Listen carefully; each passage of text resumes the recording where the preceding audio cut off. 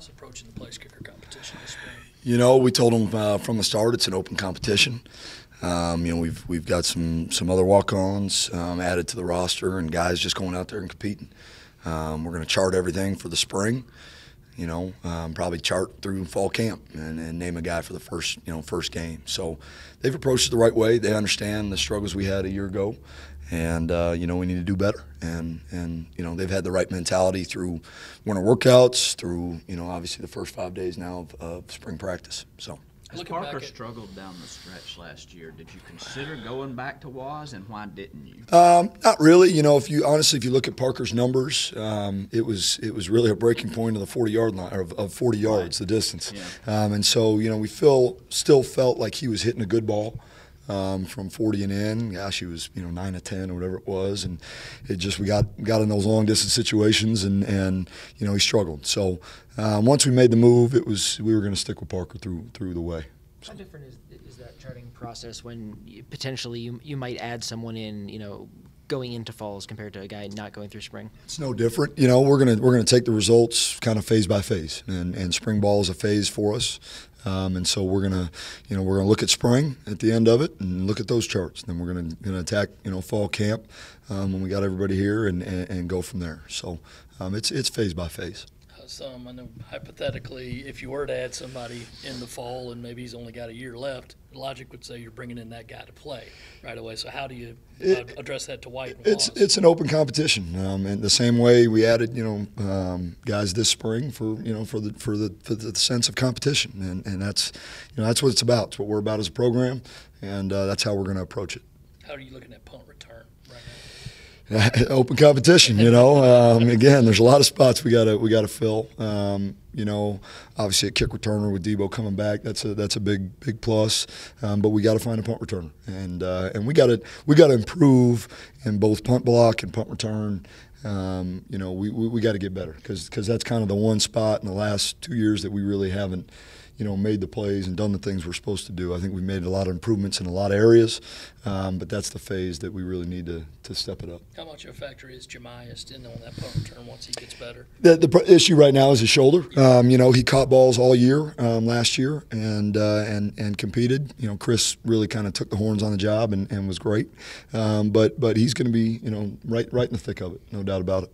As you're looking at guys, whether they be defensive backs or receivers, what are the traits that you see that make you say, okay, that guy, let's give that guy a shot at punt return? You know, obviously got to have great ball skills. Got to be able to communicate. And you know, if you look at us at punt return, you know, we had a couple bowl game one. I think it was Florida game. We had another of poor communication, resulting in, you know, turnovers and the ball bouncing off somebody and not getting it poisoned and all that. So got to be a great communicator, got to be a great decision maker, and then obviously the ball skills to you know, secure the ball and give us great field position. With Parker, how do you like him on just straight kickoffs? Seemed like he did pretty well doing that last year. I love him. We had 18 return opportunities last year in all of our games. You know, there were 18 balls that were able to be returned.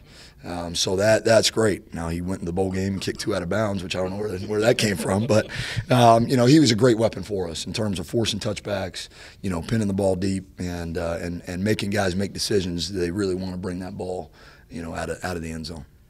Bryson had said yesterday that he's spent most of this spring at Buck. Does that speak to kind of what you feel you guys have at the weak side spot? Yeah, you know, and it speaks to what Bryson can do for us, you know, at that position. You know, both playing Sam, playing Buck, you know, Bryson can give us a ton and a bunch of versatility. And, you know, talking about, you know, our guys inside, I mean, Sherrod Green steps in, guy that played last year. He's, you know, learning both, playing both Mike and Will. And Eldridge Thompson's a junior college guy that's now got a year under his belt and really needs to have a great year for us. So we feel good about it. Got to keep creating depth, and Rosendo Lewis being a mid-year guy, you know, I'm sure there's days he's regretting that a little bit, but you know, it's a great opportunity for him to come in and get a bunch of reps and learn how we do our business, how we practice, how we compete, how we meet. I mean, just how we do everything. So it's awesome, and even having Ernest here. He can't practice, but he's in every meeting. He's at every walkthrough. He's a really smart kid that's going to absorb a lot even without the reps. What did you see out of Rosendo that made you want to recruit him and bring him in? I went to a spring practice at Deerfield Beach, and I saw a 240-pound grown man run around and hit everything that moves, and that's what you need at linebacker. So he was an impressive kid on tape. When we went to his practice, Coach Wolf and I, because we were looking, I think, at an O-lineman there as well, Coach Wolf and I sat at practice and said, wow. He was a really impressive kid in how he worked, and how he hit, and how he ran, and how he just went about his business, coming from a great program. What have you kind of seen from him thus far in practice? He's done a great job. Had an unfortunate family emergency, had to go home and miss Friday and Saturday from last week, so we had to get back into it the last 2 days. But he's done a good job. He's taking it on. He's learning how to practice. He's learning how to, how to do all the little things and have urgency about it. But he's a physical kid. Again, 240-pound kid that can run and move, and we're excited about him. How pleased are you with the overall team speed, especially at linebacker and then special teams? Special teams, especially, it's been great. I think if you look at our roster, and over the last 2 years, that's one of the biggest improvements we've made, is really flipping the team speed. And you look at our improvement on kickoff from a year ago. You look at our punt coverage. Those things really show up in those units. I think we got a core of linebackers that can really run. And T.J. Brunson and Sherrod and Eldridge, and we had those guys in camp, and we saw what they can do, and they've now obviously brought it to here and done a great job. Skill set wise, what makes Eldridge maybe a little different from some of the other guys you have? He's a guy that can cover, can play out in space, can do a lot of things, but Sherrod can too. And I mean, TJ, when he was a freshman, played a little bit of Will Dime, in the Birmingham Bowl. So, all three of those guys really can do a lot for us. They can blitz, they can cover, obviously play in the box and fit the run and do all the things we ask them to do. What does TJ mean to this team from a leadership standpoint? He's the voice, he's the voice of our team. He's the voice of our defense. He's a guy that, every day you know what you're going to get. And that's toughness, that's effort, that's a relentless mindset to go out and compete and win. And, that's awesome because it's not coach-driven. It's not Coach Muschamp dragging it along. It's not myself. It's not T-Rob. It's player-driven, and that's what the really good teams have is a guy and more players, which we've got. Beyond TJ, that bring it on a day-to-day basis and love to compete. And it's fun to watch, whether it's a winter workout in the middle of January, or it's practice 5 of spring ball. The guy's going to bring it, and you better bring it too. How have your responsibilities changed with Kyle's addition? Kyle's going to be a great addition. I'm obviously still the special teams coordinator, but he's a guy that's going to assist me, especially in certain phases. We're still looking at what the best way, maybe going into the season, is going to be for that. Obviously the season ends. We do spring ball pretty early, and so it was a quick turnaround. But he's a guy, that's been around me, obviously been around Coach Muschamp a long time, so he knows all our drills, he knows all our terminology, he knows how we do our business and how we run our special teams, and so he's a guy in practice I can really lean on. And then he's going to be a guy, I think, coming the season that can really be a resource for me and a guy that I can lean on, in other phases to provide ideas, schemes, different things going forward that'll really help us improve. What kind of progress have you seen from Damani Staley and Devon Bowen? They've done a great job. They've put in the work. Had a good winter workout session. Obviously, sometimes when you don't play, for whatever different reasons, it's hard during the season to stay in it mentally. They've got to continue to bring the urgency to learn our system and what we do and how we do it. But they've done a good job. They've practiced the right way so far this spring. And they're showing good things both at linebacker and at special teams. Which of your guys are working behind TJ at the Mike spot? At the Mike spot, so Rosendo's obviously getting a bunch of reps there. Sherrod Green's a guy that's playing both, and then Devon Bowen is the other guy. So that's kind of the rotation there. Trying to give Rosendo as much as I can just to saturate him and all the reps. And then Ernest Jones is going to be a guy that learns both because he can do that. So that Damani's at the will? Damani's playing the will, yes, sir. Yep. Where We were talking a little about punt return earlier. Is there a scenario where Debo could do that as well, or is that too much of a load to maybe do both? He could, and he's taking reps. I still have burnt in my brain the very first punt return of the 2016 season against Vanderbilt, where the ball hit the ground. I don't know if you guys remember that or not, but so he's got to prove to me it's a totally different catch. It's a totally different, return. He's got to prove with a bunch of reps that he can be, that guy, and catching it and being confident with it, judging the ball and all that. Obviously, he does a tremendous job with KOR. But I think he's a guy we can definitely use back there. We see kids and even pros all the time taking punts inside the 10-yard line and making a mistake and getting dropped back there. What is the rule and what do you tell the guys? I mean, you would think that they would see that their heels are on the 10-yard line, don't back up and catch the football, but they do it all the time. It's getting harder and harder, and I think the style of punt. Guys are doing a much better job of really dropping that ball on the 8-yard line or on the 7-yard line. So heels on the 10, don't back up is the old school rule, right? And honestly, it's starting to go to now the 9, now the 8. Depending on what punter you're playing. But obviously, you don't want to back up. You don't want to catch the ball on the 1 or something like that. But I'll take 1st and 10 on the 8 before I will 1st and 10 on the 1.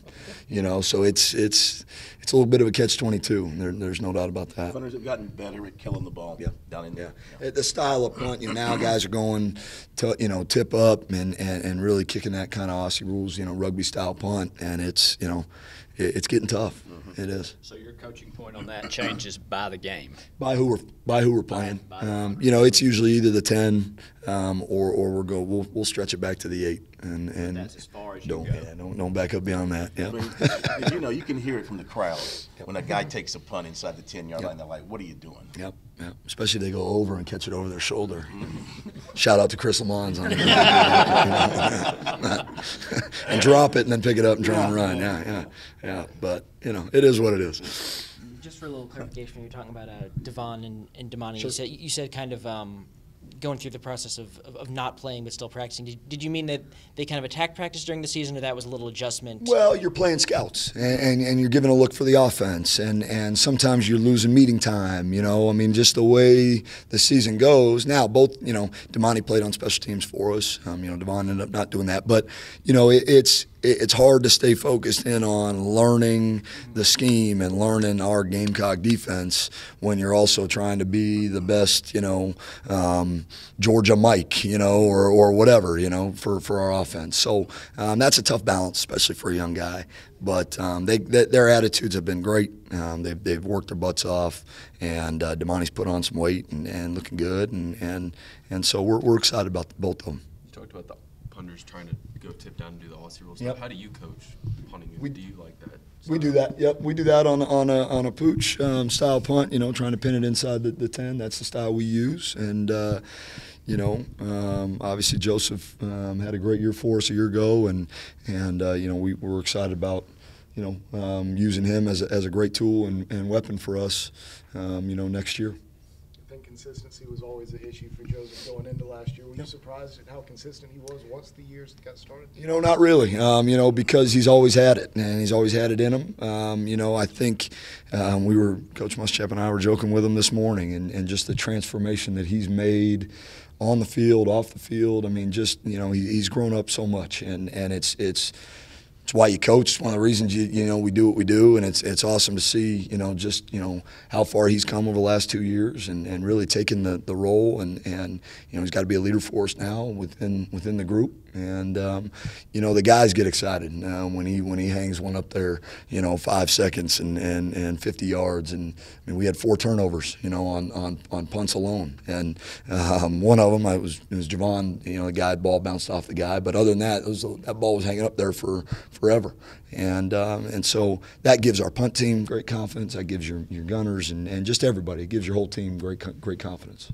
As special teams coordinators, what kind of a luxury is it to come into a year and say, we've got that that kind of guy at that position. We don't have to worry about that. Sure. It's great, and you always want guys competing, and that's why Michael Ullman's a great resource for us, because he's going to push Joe till the very end.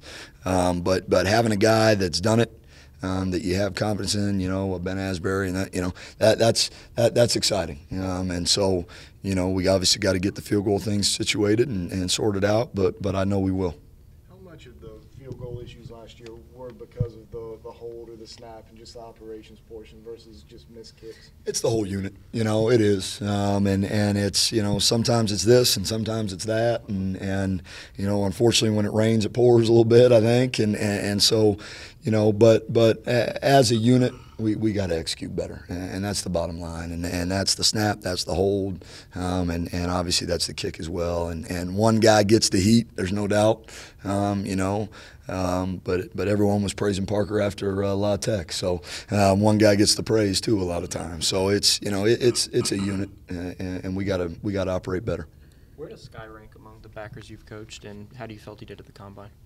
You know, I think Sky's obviously one of the best that I've been around, you know, in terms of his, you know, football IQ just being off the charts, you know, and a guy that came out and battled through some adversity with the injury that he had and really bounced back and had a great year, and was fun to coach, and a playmaker and a guy that we're going to miss for sure.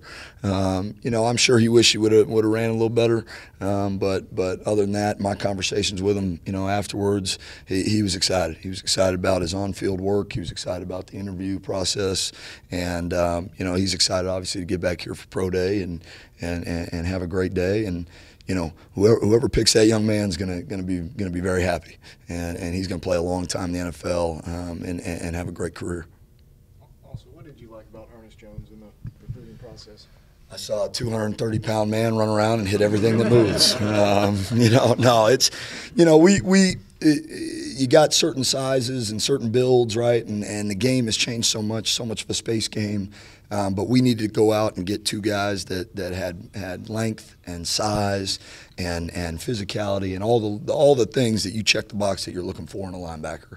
And both he and Rosendo had that. Come from great programs, you know, Waycross, you know, tough, hard-nosed, you know, programs that really preach what we preach. And both, you know, came to camp, worked his butt off, and you know, and so that live evaluation and obviously watching that film, you know, made us very excited to get them both. Do you see him more long term as a weak side guy? I think he's a guy that's going to play both. You know, I really do. That really can do either. You know, obviously I haven't seen him out there now here running around and moving around, and that's the only thing at that will spot that, you know, you're going to get out in space a little bit more. You know, so we'll see going there, but you know, between the ears mentally, he can handle it. He is a bright kid, man. He's off the charts. So that's exciting to have that value, have that versatility. What is the difference between those two spots as far as like making that decision? Okay, this guy fits Mike. This guy fits Will. It's skill set, body type, you know, guys that are going to fill in the box, and you know, both got to play the run, both got to be physical at the point of attack, but that Will is going to get out of the box and do some things out in space just a little bit more.